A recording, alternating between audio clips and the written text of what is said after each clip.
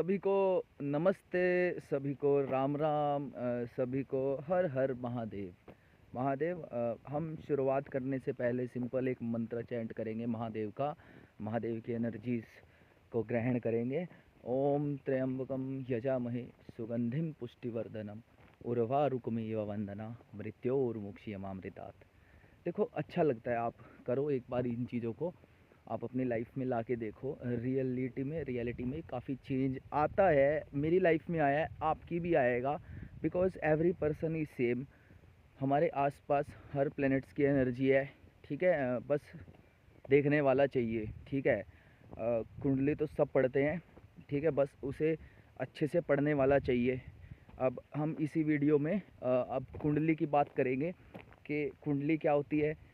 उसका लाइफ का मोटो, हमारी लाइफ में कुंडली का जब हमारी लाइफ में क्या मतलब, कुंडली का मतलब बेसिक स्टार्ट करेंगे कुंडली का। व्हाट इज़ कुंडली? मेरे जो मैंने पढ़ा है, जो मैंने सुना है, सोचा है, तो मेरे हिसाब से ये है, जो कुंडली है ना, वो एक लाइफ का रोड मैप होता है। आपकी लाइफ में क्या होगा, कैसे होगा, कब होगा और क्यों होगा, वो एक लाइफ का रोड मैप होता है। देखो, सनातन ही सत्य है। हमारे धर्म में ऐसी ऐसी चीज़ें हैं, लाइक ऐसी ऐसी चीज़ें हैं, अगर वो चीज़ें हमें पता चल गई तो we can rule this world. अगर हम इस वर्ल्ड पे रूल कर सकते हैं, सनातनी सत्य है हमारा धर्म में सब कुछ है जो आपको किताबों में मिलता है, जो आपको पढ़ाया जाता है, वो हमारे धर्म में है। एंड है, आप जुड़े रहिए मेरे साथ, मैं आपको खुद बताऊंगा। आप मेरी बात पे खुद गौर करिएगा। देखो, मैं जो बोल रहा हूँ वो मेरी सोच है। आप मेरी सोच के साथ सहमत हो तो मेरे साथ जुड़ो और जानो हमारे सनातन धर्म को। सनातन धर्म क्या होता है, मंदिरों की स्टोरी, सब कुछ इस पे आपको मिलेगा।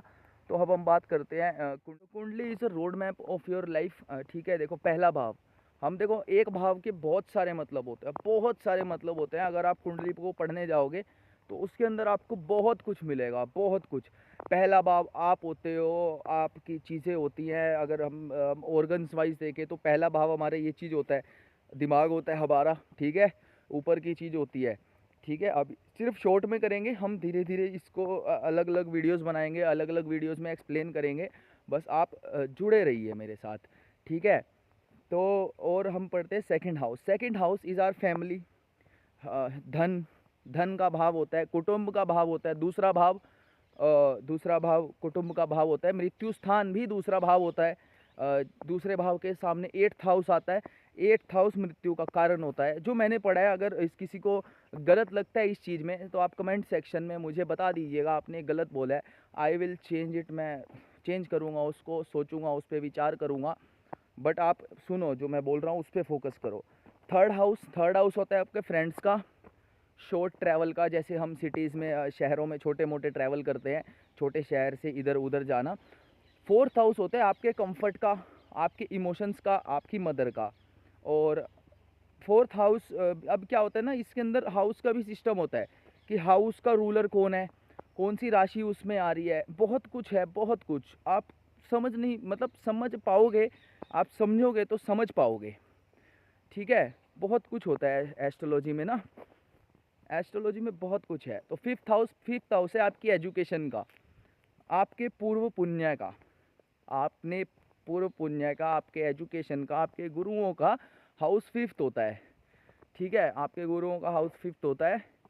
और sixth house is your job. Sixth house is your discipline. Sixth house is of job. और seventh house is of your business. Seventh house is of your marriage. Seventh house is of your partnership, ठीक है। आप बस देखिए आसपास की environment को, ये वाइब्रेशंस भी लेते रहिएगा। देखो कितना, मुझे कितना अच्छा लग रहा है, कितना चेहरे पर ग्लो है, just because of these energies. मैं यहाँ आता रहता हूँ, मंत्रा चैंटिंग करता हूँ यहाँ पे आके, कभी कभी हवन हवन वगैरह भी मैं करता हूँ, just to improve my internal strength. और हमारी इंटरनल स्ट्रेंथ अच्छी होगी तो हम लाइफ में कुछ भी जो भी करेंगे वो अच्छे से ही करेंगे, ठीक है। तो अब सेवन्थ हाउस, एट्थ हाउस होता है ट्रांसफॉर्मेशन का। सेवन्थ हाउस मैरिज का होता है ना, मैरिज का। तो एट्थ हाउस ट्रांसफॉर्मेशन का होता है। एट्थ हाउस ट्रांसफॉर्मेशन का होता है, बदलाव का होता है। और वो अच्छा भी हो सकता है, वो बुरा भी हो सकता है, ठीक है। अब क्या होता है, बदलाव के बाद आता है धर्म। धर्म, आदमी धर्म में लगता है, धर्म के पास जाता है, भगवान के पास जाता है, ठीक है। और फिर आता है कर्म का भाव, 10th हाउस। 10th हाउस होता है आपके कर्म का, जो आप करते हो, ठीक है। 10th हाउस, 10th हाउस के बाद आएगा 11th हाउस। 11th हाउस आएगा आपके गेन्स का। कर्म के बाद ही तो फल मिलता है, कर्म करोगे तभी फल मिलेगा। और 11th हाउस जो होता है वो गेन्स का होता है, ठीक है। आप जो जो एस्ट्रोलॉजी स्टूडेंट्स हैं वो इस चीज़ को समझ पा रहे होंगे, और जो नहीं है वो आप सब जुड़े रहिए, आप सीखोगे। आप धीरे धीरे पढ़ो, आप चैट जीपीटी यूज़ करो, गूगल क्रोम यूज़ करो, फर्स्ट हाउस के बारे में पढ़ो, सेकंड हाउस के बारे में पढ़ो, राशिज़ के बारे में पढ़ो, प्लैनेट्स के बारे में पढ़ो, बहुत कुछ है। बस आपको याद रखना है सब कुछ। और याद कैसे होगा, जब आप उसको डेली लाइफ में अप्लाई करोगे, ठीक है। अब आता है गेन्स का। अब क्या होता है, गेन्स के बाद आता है मोक्ष का रास्ता, 12th house. 12th house is of your मोक्ष, मोक्ष की प्राप्ति गेन्स के बाद हो। अब आप सिंपल सा, हमारी लाइफ जर्नी भी थोड़ी ऐसी रहती है। अगर आपने दोस्तों आपने कभी फील किया हो तो आप अब मेरी बात मेन, अब पूरी वीडियो एक हम 2 मिनट या